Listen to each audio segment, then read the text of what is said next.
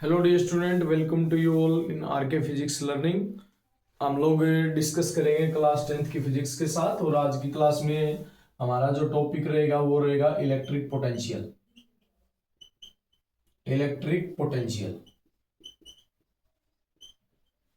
That is denoted by V. V से denote करेंगे। जो इलेक्ट्रिक पोटेंशियल है वो हमारे पास स्केलर क्वांटिटी है। दैट मीन्स डायरेक्शन नहीं होती है, केवल वैल्यू होती है। और यूनिट की बात करूं तो यूनिट जो है वो वोल्ट में मापती है।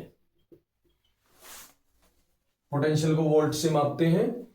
और देखो पोटेंशियल है क्या, पहले बेसिकली ये डिस्कस करेंगे।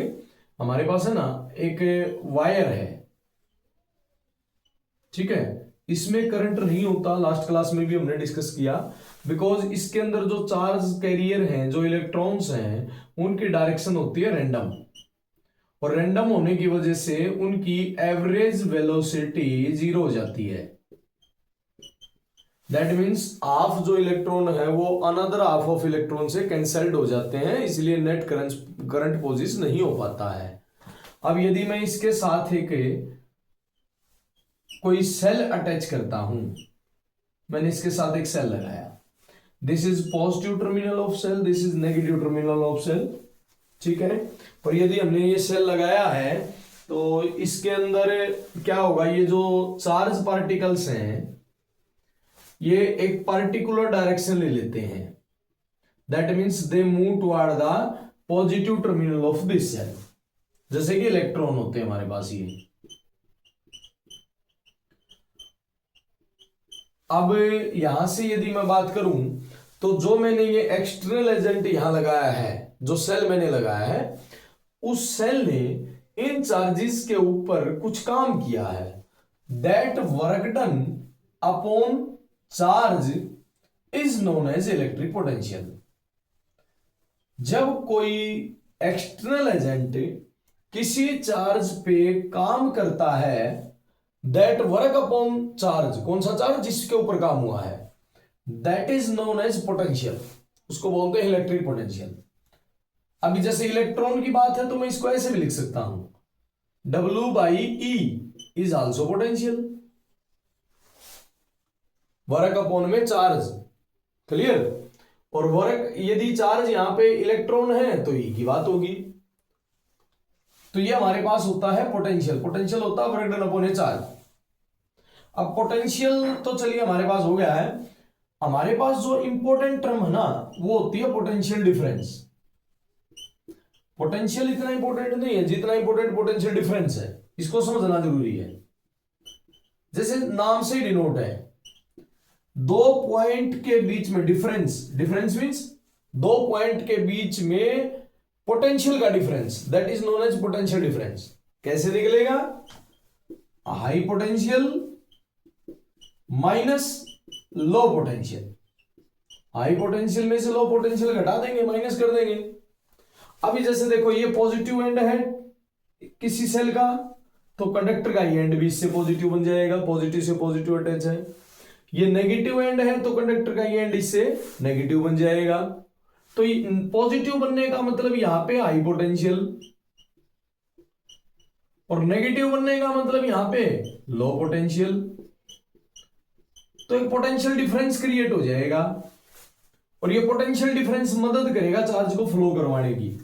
तो पोटेंशियल डिफरेंस जो होता है वो चार्ज को फ्लो करवाने में हमारी हेल्प करता है। तो पोटेंशियल डिफरेंस का फार्मूला हम क्या लिखेंगे, high potential minus low potential. This can be written as V positive minus V negative. V positive means high potential, V negative means low potential, ठीक है।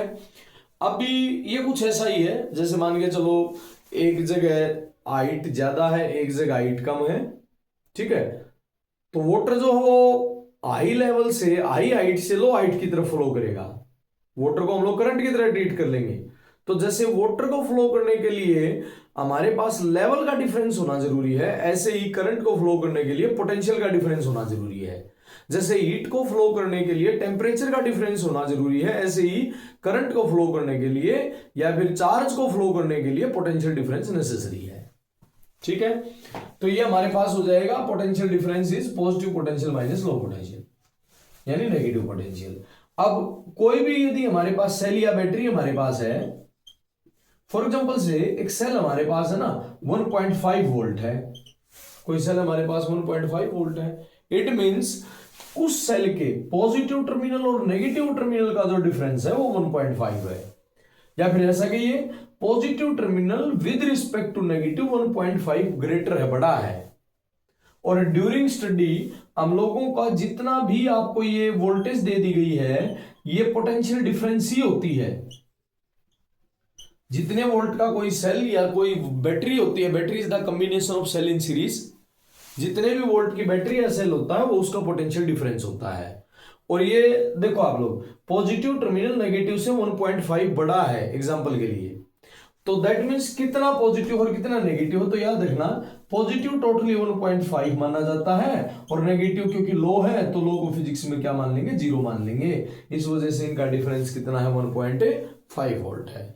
फॉर एग्जांपल से कोई 9 वोल्ट की battery है तो उसका पॉजिटिव टर्मिनल 9 वोल्ट का consider करते हैं और नेगेटिव टर्मिनल उसका 0 वोल्ट का कंसीडर करते हैं, वो डिफरेंस देती है 9 वोल्ट। क्लियर?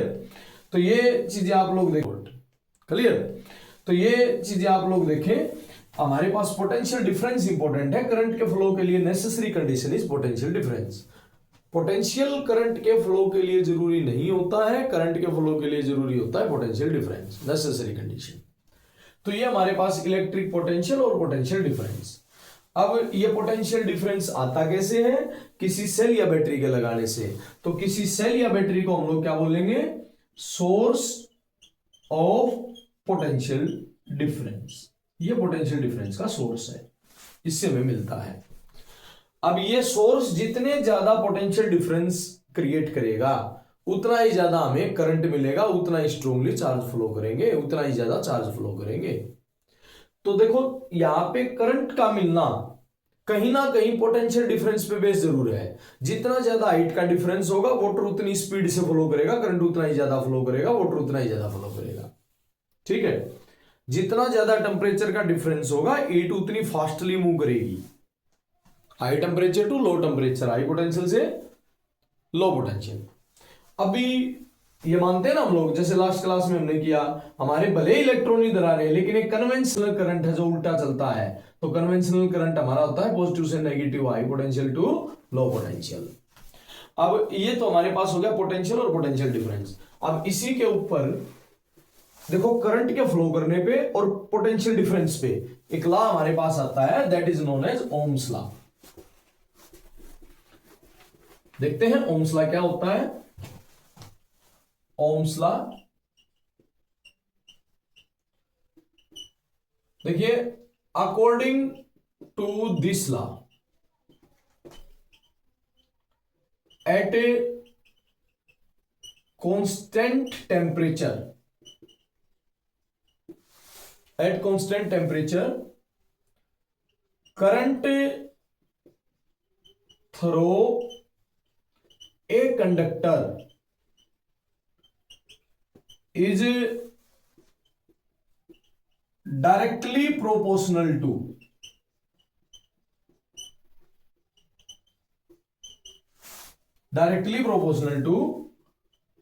potential difference